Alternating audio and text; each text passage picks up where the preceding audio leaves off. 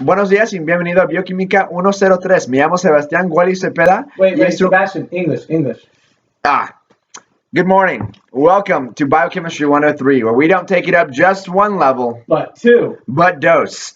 Our topic of interest today is Bacteriorhodopsin. Wait, Sebastian, what does that say? Oh, wait, let's use our enzyme mirror race to get this fixed. Oh, what fast enzyme kinetics? Wonderful. So, Bacteriorhodopsin, let's get pumping, shall we? So, Bacteriorhodopsin at its core is a proton pump. And it takes those protons from inside the cell to out. And it does this by using light energy from the sun, like a plant. Is it like photosynthesis? Well, let's get pumping and find out. Here's a picture of the photosynthesis pathway. And when we're looking at Bacteriorhodopsin, the only part that matters, what we really need to focus on, is nothing. None of it matters. The only part that's really relevant to us is the light energy from the sun. In contrast to plants, which use light in photosynthesis to create energy, archaea in hot brine pools use Bacteriorhodopsin. Bacteriorhodopsin is largely found in halophilic or salt-loving archaea bacteria. This protein's name can be broken down into two parts.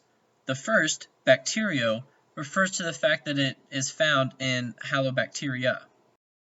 The second half, rhodopsin, refers to a largely conserved protein format. Rhod refers to a retinol molecule bound inside an opsin encasing.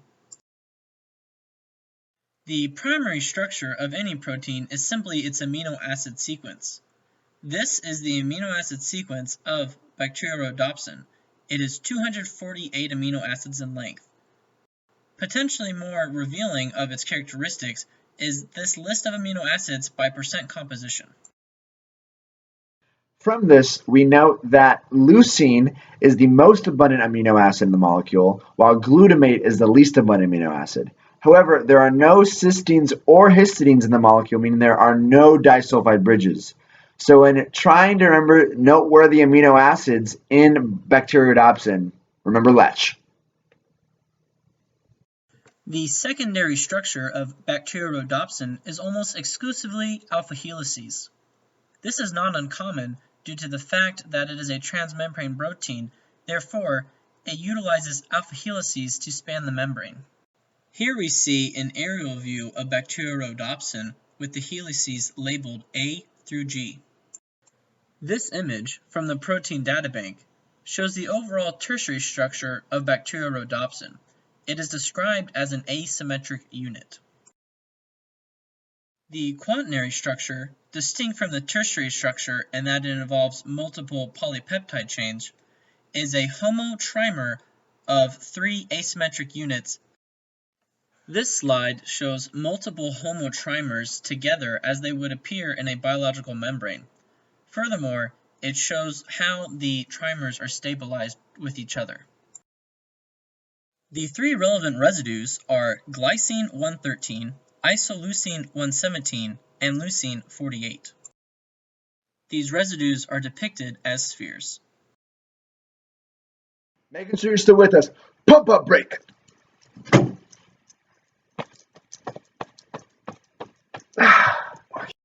Bacteriorhodopsin is a member of a superfamily, not surprisingly called Rhodopsin. Bacteriorhodopsin is shown in the very upper left in the proton pump section, but chloride pumps and photoreceptors also exist within this superfamily.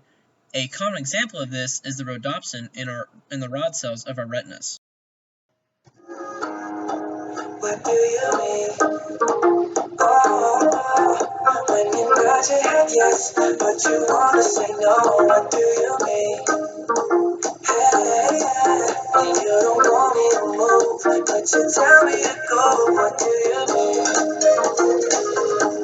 Oh, what do you mean? What does he mean? Like how in the world does Bacteriorhodopsin use light energy to pump a proton out? Like how does that work? Man, you know what? I'm gonna have to call my backup dancer for this one. So the key component of Bacteriorhodopsin that makes it able to take light energy from the outside world and then internally affect protons is a molecule compound called retinol. Retinol is a conjugated chromophore. Like most chromophores, the fact that it's conjugated allows it to absorb light. It's the expansive overlapping p orbitals that does this. Thanks, Dr. Kosinski. Oh, he was great. In Bacteriorhodopsin, the retinol is natively in its transformation. And specifically, we're talking about the double bond that originates at the 11th carbon. This double bond is trans, but however, when it is struck with enough energy by a photon in light, it isomerizes into its cis conformation. Conversely, in rhodopsin, the light-sensitive pigment in the rods in our retinas starts in the cis conformation. It's the same retinol, however, its transformation from cis to trans is what triggers our vision. That was great, Mac. Thank you. That was so good. Here we see the retinol bound to lysine 216. The site at which the retinol is bound is considered a shift base, which is an aldeamine with a carbon double bound to nitrogen, and then off that same carbon, a hydrogen. This animation, repeated twice, shows the isomerization of retinol within a rhodopsin protein. We'd like to call attention to the fact that the protein in green also undergoes several conformational changes. So we spent a lot of great time talking about the structure of Bacteriorhodopsin, starting at the basics, primary, up to secondary, tertiary, and in this case we do even have quaternary structure. And as we've seen time and time again, structure determines function. But what's more is that the function of this protein relates directly to its purpose. So now we have to ask the question, why bother pumping all these protons from inside the cell membrane to outside? You see, everyone, every cell, every organism needs energy to survive. And in our case, and even in the case of these bacteria and archaea, ATP is the main source of energy that cells use in order to metabolize and to kind of live on their daily life and replicate. So the main way ATP is synthesized is through ATP synthase. ATP synthase uses the proton gradient established by Bacteriorhodopsin to produce ATP. So Bacteriorhodopsin uses this light energy to pump protons out of the cell, and this gradient is then used to produce ATP. Guys, this is what makes ATP synthase and Bacteriorhodopsin such a great team. This is the Batman and the Robin. The Drake, the Future, peanut butter, jelly, salt, and pepper, the Mac Light to his Google Calendar. It's a great system, a good teamwork. And I know when I holler up.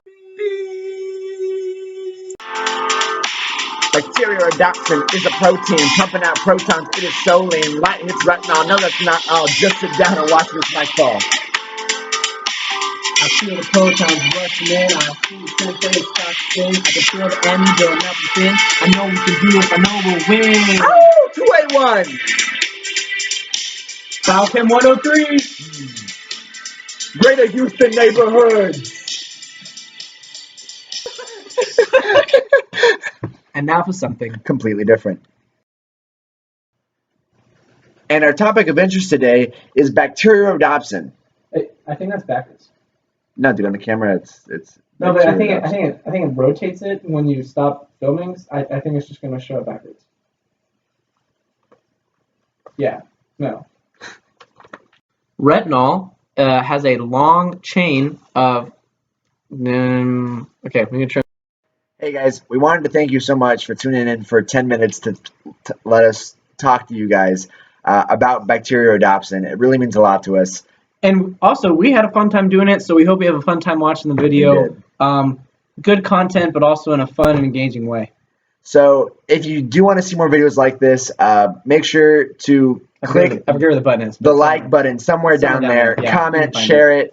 Share it on Facebook, Instagram, Twitter. We really like to get the word out there about our channel and the new videos we want to kind of promote about random membrane proteins that we really enjoy talking about.